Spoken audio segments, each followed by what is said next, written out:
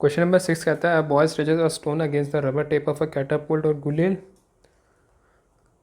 through a distance of 24 centimeter before leaving it. The tape returns to its normal position, accelerating the stone over the stretched length.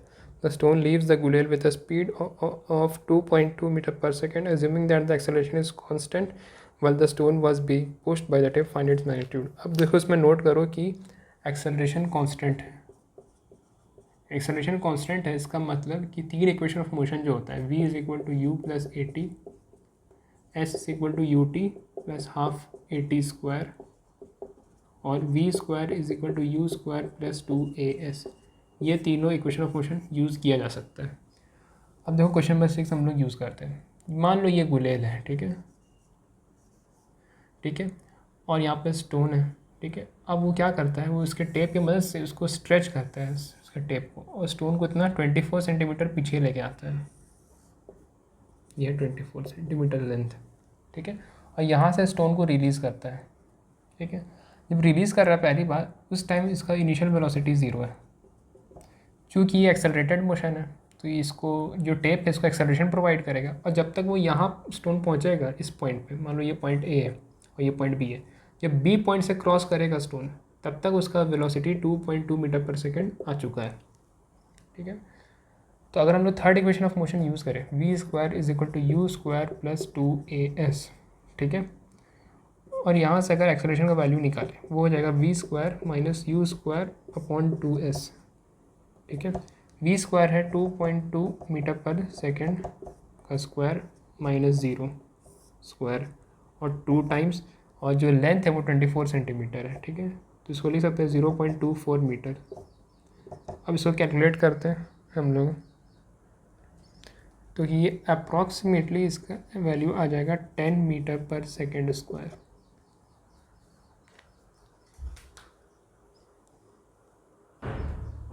ठीक है. अब इसी तरीके से हम लोग देखेंगे question number 7.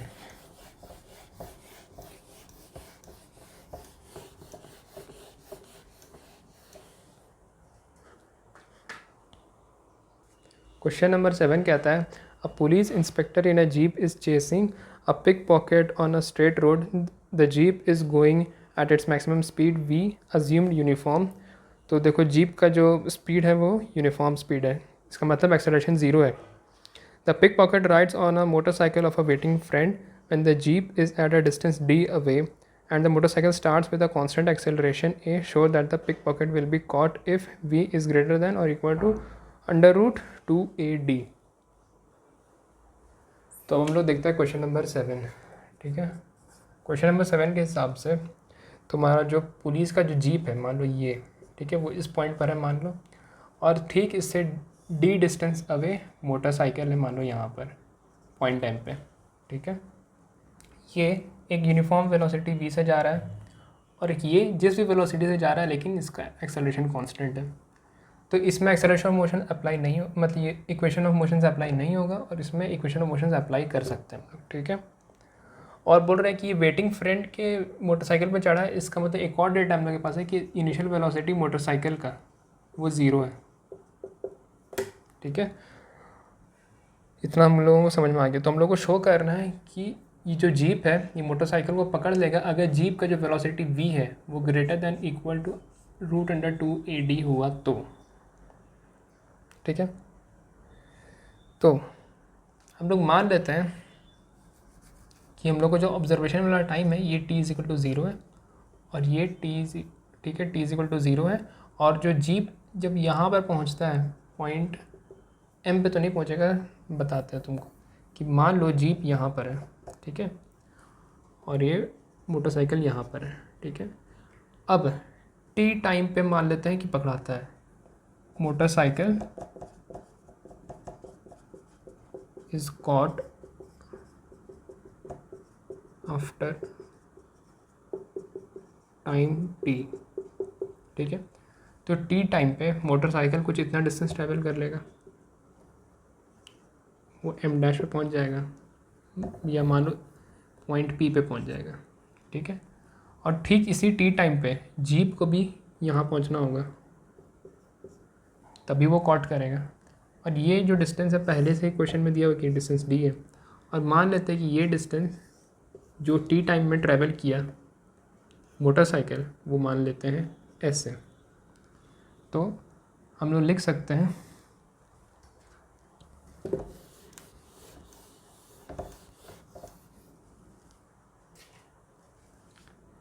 In time T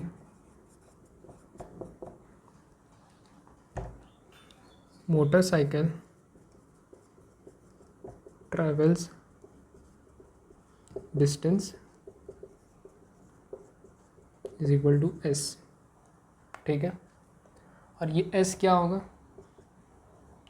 U T plus half A T square, क्योंकि एक्सेलरेटेड मोशन है और एक्सेलरेशन भी कांस्टेंट है और इनिशियल वेलोसिटी इसका 0 है, तो ये बन जाएगा हाफ ए टी स्क्वायर। ठीक है, तो इन time T distance travelled by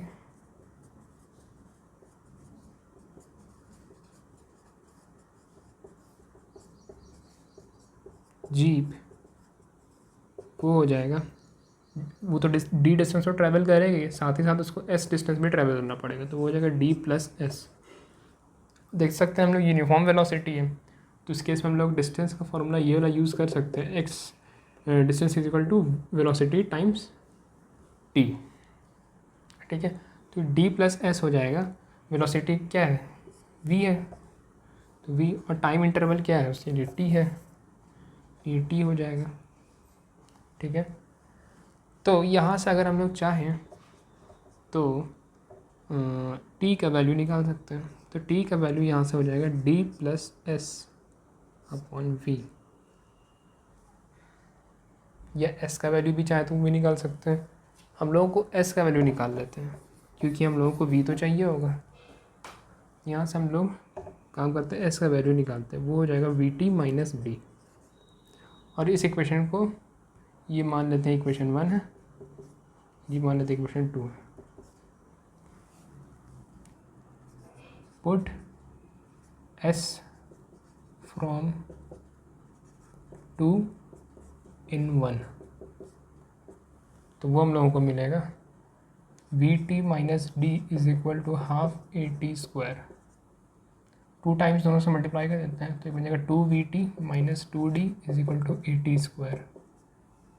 ठीक है, और इसको थोड़ा और अच्छे से सजा के लिखें तो बन जाएगा a T square minus 2 v t plus 2 d is equal to 0। ठीक है, अब यहाँ से हम लोग टाइम का सॉल्यूशन निकाल सकते हैं। अगर टाइम का सॉल्यूशन रियल आ जाए, इसका मतलब टाइम एग्जिस्ट करेगा, टाइम एग्जिस्ट करेगा इसका मतलब ये होगा कि सही में जीप मोटरसाइकिल को पकड़ लेगी टी टाइम पर। ठीक है, अब देखते हैं क्या होगा। ठीक है, तो टी को हम लोग लिख सकते हैं माइनस बी, तो minus of minus 2 plus minus under root b square, b square क्या हो जाएगा माइनस 2b स्क्वायर। ठीक है, माइनस 4ac अपॉन 2a, तो 2 इंटू a। तो अगर इसको सॉल्व किया जाए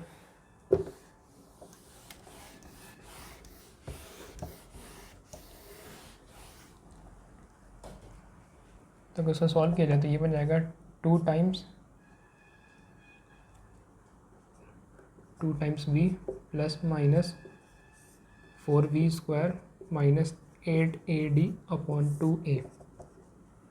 ठीक है, हम लोग चाहते हैं कि अगर टाइम का वैल्यू निकल कर के आए तो इसके लिए डिस्क्रिमिनेंट जो होता है, ये वाला पार्ट डिस्क्रिमिनेंट कहलाता है। ठीक है, तो ये जो है वो डिस्क्रिमिनेंट जो होता है वो ग्रेटर देन इक्वल टू 0 होना चाहिए। इसका मतलब under root 4v square minus 8ad greater than equal to 0 होना चाहिए।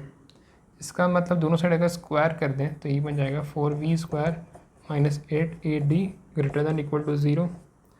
दोनों तरफ प्लस ad ऐड कर दें हम लोग, प्लस 8ad इधर भी ऐड कर दें, प्लस 8ad इधर भी ऐड कर दें, तो ये बन जाएगा 4v square greater than equal to 8ad। अब दोनों साइड 4 से अगर हम लोग डिवाइड कर दें तो ये बन जाएगा v square greater than equal to 4v square upon 4 greater than equal to 8ad upon 4। तो अगले स्टेप इसको लिख सकते हैं v square is greater than equal to 2ad।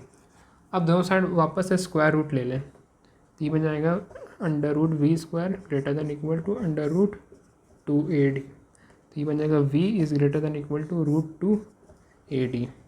तो देखो यही हमको प्रूव करना था और ये प्रूव हो चुका है।